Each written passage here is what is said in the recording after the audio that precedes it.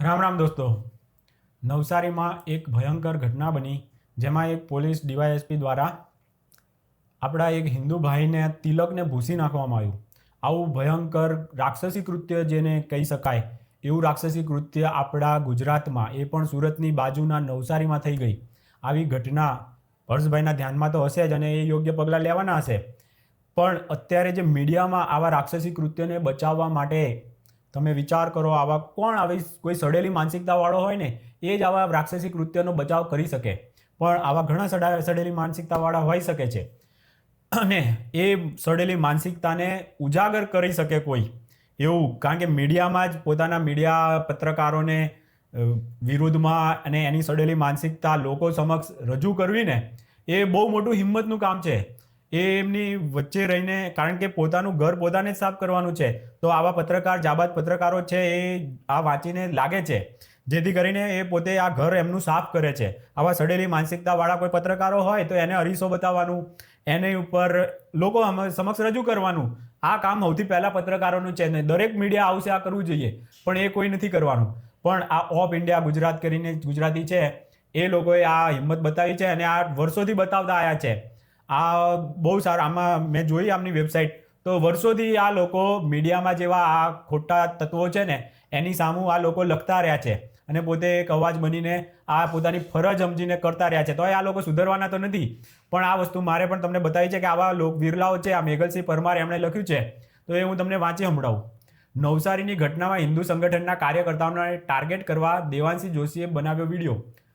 ડીવાયએસપીના બચાવમાં કરી તર્ક વગરની દલીલ.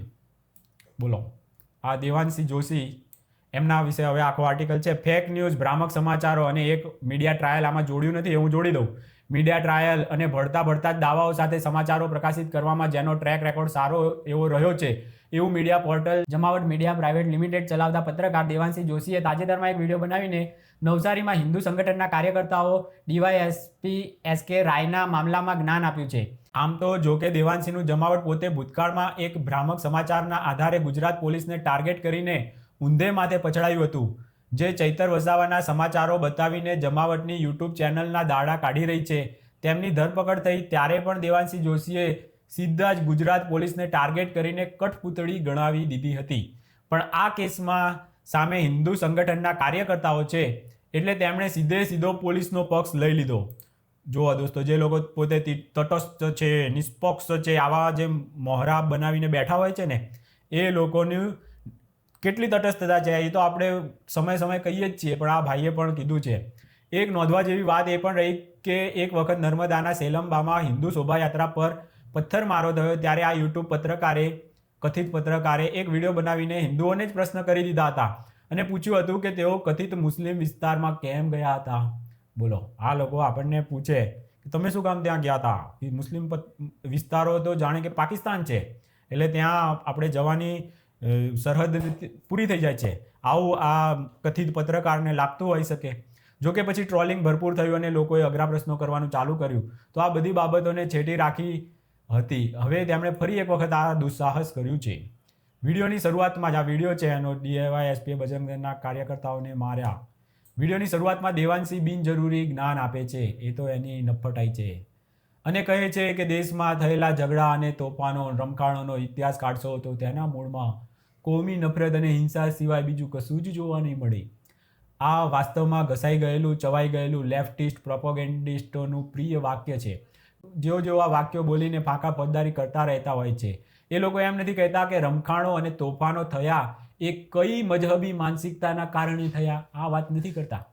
કોમી નફરત કયા સમુદાય પ્રત્યે હતી, આ વાત નથી કરતા. કયો સમુદાય પીડાતો રહ્યો, સાવ ઉપર છલ્લી એવી વાતો કર્યા કરવી સરળ છે. હમણાં તમે ગોધરાનું પણ જોયું હશે દોસ્તો, કોઈ વાંક નથી. પછી હમણાં જ આ ગાંધીનગર જિલ્લામાં જ બહેલાવની ઘટના છે, એમાં પણ આપણો કોઈ વાંક નહીં અને આપણે આરતી પછી એમની ઉપર પથ્થરમારો ભયંકર ચાલુ થઈ ગયો હતો.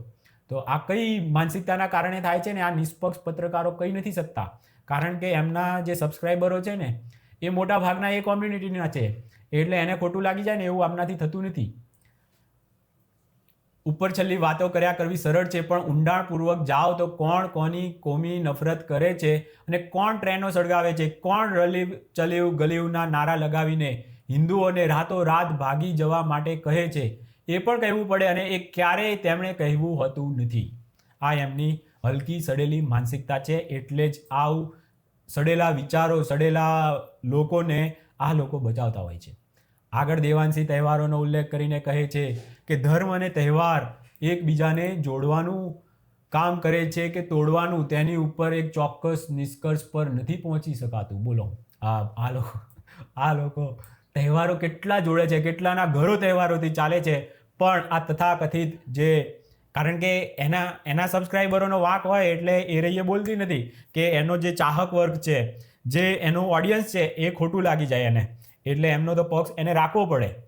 કેમ ન પહોંચી શકાય? ધર્મ અને તહેવાર બંને આમ જોવા જઈએ તો સનાતન કે ધર્મ સાથે સંબંધિત છે, પણ તેને સેક્યુલર વેમાં લઈએ અને તમામને આવરી લઈએ તો પણ આ નક્કી કરવું બહુ સરળ કામ છે. કયો હિન્દુ તહેવાર તોડવાનું કામ કરે છે? દરેક તહેવાર જોડે જ છે, અને એટલે જ સનાતનના તહેવારો જુદા પડે છે. જે કથિત તહેવારોમાં રસ્તે લોહીની નદીઓ વહે છે, તેની ઉપર એક અક્ષરે બોલી શકાતો નથી, કારણ કે તેના દુષ્પરિણામોથી આ બહેન પણ વાકેફ છે. આગળ તેઓ કહે છે કે દરેક ધર્મ એ કહે છે કે શાંતિ અને ભાઈચારો એ જ અમારો સંદેશ છે. આ વાતને અહીં હસી કાઢીએ એ જ સારું રહેશે. બીજું એટલું કરીએ કે એટલી પ્રાર્થના કરીએ કે આ પત્રકાર હવે આવી ઉપર છલ્લી અને જેનો કોઈ નિષ્કર્ષ ન નીકળતો હોય તેવી વાતો આપણા માથે મારીને ફાલતુ જ્ઞાન આપવા કરતાં અન્ય પંથો, મજહબોના ગ્રંથો, પુસ્તકો વાંચવાનું ચાલુ કરે એટલે વહેલી તકે આ બ્રહ્મમાંથી બહાર આવી જઈ રહીએ. માત્ર હિન્દુ કાર્યકર્તાઓની નારેબાજીનો ઉલ્લેખ આગળની ઘટના કોણ કહેશે? તથાકથિત તટસ્થ પત્રકાર, આવું ટાઇટલ છે અને ક્વેશ્ચન માર્ક લગાવ્યું છે. તટસ્થ છે આ. આગળ દેવાંશી નવસારીના કેસનો ઉલ્લેખ કરે છે અને સીધું કહે છે કે હિન્દુ કાર્યકર્તાઓએ ડીવાયએસપી સંજય રાયની ઓફિસની બહાર જઈને નારેબાજી કરી અને તેમની વિરુદ્ધ આરોપો લગાવ્યા. આ ભ્રમ પેદા કરી શકે છે. વાસ્તવિકતા એ છે કે પહેલા હિન્દુ કાર્યકર્તાઓ સાથે લાઠીચાર્જ થયો હતો. તેમણે રજૂઆત કરી અને ન સાંભળવામાં આવ્યું ત્યારે એક અઠવાડિયા પછી એક રેલીનું આયોજન કર્યું અને એ રેલીમાં આ નારા લગાવવામાં આવ્યા. ક્રિયા પર બોલ્યા વગર પ્રતિક્રિયા પર હોબાળો મચાવવાની લેફ્ટિસ્ટ ઇકોસિસ્ટમની આ ભયંકર કુટેવ છે. યુટ્યુબ પત્રકારે અહીં એ જ કર્યું છે. તેમણે શરૂઆતમાં એ કહ્યું નથી કે હિન્દુ કાર્યકર્તાઓ પર પહેલા લાઠીચાર્જ થયો હતો. તેઓ સીધી વાત નારેબાજુથી જ ચાલુ કરી દે છે. તો જોયું, એને જે સારો લાગે ને એવો નેરેટિવ ઘડવા માટે આ ભયંકર નિષ્પક્ષતાનો ચોલો ઓઢી અને હિન્દુઓને તો ભયંકર કુંઠા કાઢવાનું આ છે ને સાધન બનાવી નાખતા હોય છે. અને આવા એકાદ હોય એમાં એ કૂદીને બોલે છે, તો એ બહેલાવમાં એમાં કેમ આટલું બોલી ના શકી કે કોનો વાંક છે કોનો નહીં ને એવું કોઈ નહીં. એમ ડાયરેક્ટ કે ફલાણું લવ અને પછી એમાં મહાદેવને પણ જોડી લીધા. આ હરામખોર, મેં એમની વિડીયો જોયેલી છે એટલે મને ખબર છે. એમને મહાદેવને લાવી દીધા. મહાદેવ હતા નહીં પણ મહાદેવને પણ આ હરામખોરોએ લાવી દીધા. કારણ કે કોઈ એકને કહે તો બેલેન્સ રાખવા માટે આપણને 2 થપ્પડ મારવા પડે. એમને એક મારે ને તો આપણને 2 તમાચા મારે હિન્દુઓને. આવા હલકી કક્ષાના આર્યા પત્રકારો છે, નીચ કક્ષાના. સંજય રાય જ્યાં હિન્દુ કાર્યકર્તાનું તિલક ભૂસવાનો પ્રયાસ કરે છે એ ક્લિપ જ ઉડાવી દેવાય. બોલો. બીજું અહીં દેવાંશી જોશીના વિડીયોમાં જે સંજય રાયની ક્લિપ ચાલુ છે એ સંપૂર્ણ નથી. તેઓ એક હિન્દુ કાર્યકર્તા સાથે માથાકૂટ કરતા તો બતાવાયા છે, પણ તિલક ભૂસવાના પ્રયાસ કરે છે એ ભાગ કાઢી નાખવામાં આવ્યો છે. આવું રાક્ષસી કૃત્ય એ પણ સુરતની બાજુના ગુજરાતનું નવસારીમાં આવું થયેલું છે. તો આવી વસ્તુને ગૃહ મંત્રાલય તો ધ્યાનમાં લેતું જ હશે, પણ આ હરામખોરો કેમ બચાવ કરે છે ને એ આપણી સમજની બહાર છે. આગળ દેવાંશી જોશીનો દાવો છે કે નવસારીમાં હિન્દુ કાર્યકર્તાઓએ એક ગરબા આયોજનમાં જઈને તિલક ચેક કરવા અને તમામ બળજબરીથી આધાર કાર્ડ ચેક કરવાનું શરૂ કર્યા હતા. હિન્દુ કાર્યકર્તાઓ ઓફ ઇન્ડિયા સાથેની વાતચીતમાં પણ એ જણાવી ચૂક્યા છે કે તેઓ બિલકુલ શાંતિપૂર્ણ રીતે પહોંચ્યા હતા અને આયોજકો સાથે પણ ચર્ચા કરીને મામલો પતાવી દીધો હતો. જે કંઈ થયું એ પછી બહાર આવ્યા પછીની ઘટનાઓનું છે બધું. છતાં દેવાંશી જોશી વિડીયોમાં હિન્દુ સંગઠનોને જ્ઞાન આપે છે અને કહે છે કે સંગઠનોને આ બધું કરવાનો અધિકાર નથી. અહીંયા હવે આપણે 1 મિનિટ થોડોક વિરામ લઉં. તમને આ જે કહે છે ને જ્ઞાન આપે છે ને તથાકથિત પત્રકાર દેવાંશી જોશી કે તમને આવો અધિકાર નથી ચેક કરવાનો. આપણા તહેવાર છે અને એ તહેવાર હિન્દુઓના છે, સનાતનીઓના છે, તો એ ચેક કરવાનો અધિકાર એ પ્રાઇવેટ છે. એમાં તો અમને લોકોને હોઈ શકે છે, પણ માની લઈએ કે નથી આપણને અધિકાર. બરોબર, ચાલો માની લઈએ. પણ આજ એ તથાકથિત નિષ્પક્ષતાના ઢંઢેરા પીટતી આ દાદીમાં જ્યારે કોઈ એક બીઝેડ જેવો પોતે પ્રાઇવેટ કોઈ ફર્મ ચલાવે છે એને જઈને પૂછે છે કે તારી પાસે આરબીઆઈના લાયસન્સ છે, ફલાણું છે, ઢીમકાણું છે, તો તને કોણે અધિકાર આપ્યો તો? ત્યારે તને આ જ્ઞાન ક્યાં જતું રહે છે તારું? તારી પાસે તો આટલું બધું જ્ઞાન છે કે આવું બધું કરવાનો અધિકાર પેલા લોકોને નથી. મેં એ જ વસ્તુ આખા મીડિયાને કહેતો હતો કે તમને કોઈ અધિકાર નથી, અને દેવાંશીને પણ નથી કે લાયસન્સ બતાવો, આવું બધું એ પૂછી શકે. આવા બધા અધિકાર તને કોણે આપી દીધા તો પછી? કારણ કે તારી જે સડેલી માનસિકતા છે એ તો આપણે ઓબ્ઝર્વ ક્યારના કરીએ છીએ, અને આ બીજા પણ કરવા માંડ્યા છે. આ તો મારી પહેલા ના કરે છે, સોરી, હું તો આમના પછી આવ્યો. ઓફ ઇન્ડિયા વાળા તો 2-3 વર્ષ પહેલાથી આવા આર્ટિકલોમાં આના પાપ લીલાઓ બધી લખેલી છે. એ બધી પણ આપણે ઉજાગર કરશું ધીમે ધીમે. આ તો ગઈકાલનો જ આમનો આર્ટિકલ છે. એ જૂના આર્ટિકલ 2 વર્ષ જૂના પણ હું બતાવીશ તમને કે આ લોકો આ પત્રકારની જે સડેલી માનસિકતા છે ને એને ઉજાગર કરવાનો ઘણો સારો આ જાબાજ પત્રકાર કહેવાય, જેને આ હિંમતપૂર્વક કામ કર્યું. બાકી આની સામે જે પડે છે ને એને તો તરત એ રહીએ કોઈને કોઈ રીતે ફિટ કરાવી દે છે, કારણ કે આવા પોલીસના એ લોકોના ખોટા રીતના બધા એ હોય કે કટકી હોય, હું કામ આવો બચાવ કરતો હોય, આપણે જાંચ કરીએ તો જ ખબર પડે. આપણે જાંચ એવી કરી નથી, પણ કંઈક હશે જેના કારણે આવા રાક્ષસી કૃત્યોને પણ કોઈને બચાવ કરવાની જરૂર પડતી હોય. આગળ તેઓ પોલીસ અધિકારીનો બચાવ કરીને કહે છે કે આયોજકોએ ફરિયાદ કરતા પોલીસ સ્થળ પર પહોંચી અને કાર્યકર્તાઓને સમજાવવાનો પ્રયાસ કર્યા, અને પછી ઝઘડો થયો અને ત્યારબાદ કાર્યકરોને દોડાવીને મારવામાં આવ્યા. આયોજકોએ ફરિયાદ કરી પછી પોલીસ સ્થળ પર પહોંચી, આવું કહેવું છે. અહીં પ્રશ્ન એ છે કે શું આ કાર્યકર્તાઓ વિરુદ્ધ કોઈ લેખિત ફરિયાદ હતી? FIR થઈ હતી? તો પોલીસને મારવાનો અધિકાર કોણે આપ્યો? આવું કાંઈ થયું હતું? આવું કાંઈ થયું નથી લગભગ, પણ છતાં પણ પોલીસ પહોંચીને લાઠીચાર્જ કર્યો છે. હિન્દુ સંગઠનોને ફોકટના સલાહ સૂચન કરવા કરતાં ખરેખર તો દેવાંશી જોશીએ આ પ્રશ્ન પોલીસ અધિકારીને કરવો જોઈતો હતો, પણ આ વિડીયો જ અધિકારીના બચાવમાં બનાવાયો છે. હિન્દુ કાર્યકર્તાઓ પર પૂર્વાગ્રહ રાખીને જ કેમેરો ચાલુ કરવામાં આવ્યો, તો પછી આ બધી વાતોનો કોઈ અર્થ રહેતો નથી. આ ભયંકર પૂર્વાગ્રહ હિન્દુઓ પ્રત્યે હોય છે, આપણા સંગઠનો પ્રત્યે હોય છે, આપણા તહેવારો પ્રત્યે છે. આવી હલકી માનસિકતા, વામપંથી સડેલી માનસિકતાવાળા પત્રકારોને, હિન્દુ સંગઠનોને ટાર્ગેટ કરે. આગળ દેવાંશી આગળ કહે છે DYSP શું કરતા? તો તેમને કોઈ સંજય ખાન ન કહી જાય તેના માટે તમાશો જોતા. પણ અહીં પ્રશ્ન એ છે કે તમાશો કર્યો હતો કોણે? ગરબાના આયોજકો અને હિન્દુ સંગઠનો વચ્ચે જે ચર્ચા થવાની હતી એ તો મંડપની અંદર પૂરી થઈ ગઈ હતી. બહાર આવીને તમાશો કોણે કર્યો? છતાં અહીં પણ હિન્દુ સંગઠનોને જ જવાબદાર ઠેરવવામાં આવ્યા. વિડીયોમાં દેવાંશી જોશી હિન્દુ સંગઠનોને ટાર્ગેટ કરીને પૂછે છે કે તેઓ ગરબા આયોજનોમાં મુસ્લિમોને પ્રવેશ ન આપવાની માંગ કરે છે, તો અમુક કલાકારો કે પછી અધિકારીઓ અને પદાધિકારીઓ મુસ્લિમો છે અને ગરબામાં ભાગ લે છે, ત્યાં કેમ કંઈ બોલતા નથી? આગળ ફરીથી વર્ષોથી ગોખી રાખેલા વાક્યો બોલીને કહે છે કે નેતાઓના સંતાનો આ બધું નથી કરતા, પણ તેમણે ફેલાવેલી નફરતની રાજનીતિ માટે જમીન પર નીચેના માણસો હોબાળો કરતા રહે છે. આ દલીલનો જવાબ એ છે કે હિન્દુ સંગઠનો ગરબા આયોજનોમાં મુસ્લિમોના પ્રવેશનો વિરોધ એટલા માટે કરે છે કારણ કે ભૂતકાળમાં લવ જેહાદના કેસો આવી ચૂક્યા છે, અને કોઈ અધિકારી કે કોઈ એ લોકો કંઈ લવ જેહાદ કરતા હોય તો એનો પણ વિરોધ થશે. ઇન્ટરનેટ પર જઈને સર્ચ કરશો તો આવા અઢળક કેસો મળશે. બીજું, માતાજીની આરાધના એ હિન્દુઓનું કામ છે.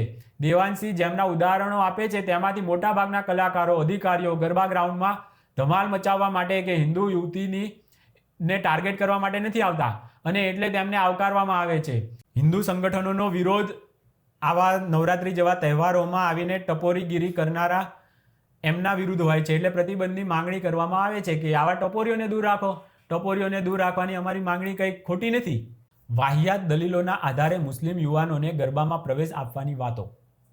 આગળ અત્યંત વાહિયાત દલીલો આપીને કહે છે કે ટપોરી વેડા તો બહુ જ બધા લોકો કરી રહ્યા છે અને તેમાં ધર્મ કશું લાગતું વળગતું નથી. અહીં બધું જ બધા લોકોનો અર્થ એ છે કે આવું તો હિન્દુ છોકરાઓ પણ કરે છે. આ કેવી દલીલ થઈ? તે પણ એક મહિલાએ કરી. હિન્દુઓમાં પણ અમુક તત્વો આવા હોય એટલે લવ જેહાદ વગેરેને સદંતર ભૂલી જઈને મુસ્લિમ યુવાનોને પણ પ્રવેશ આપવા માંડવાનો.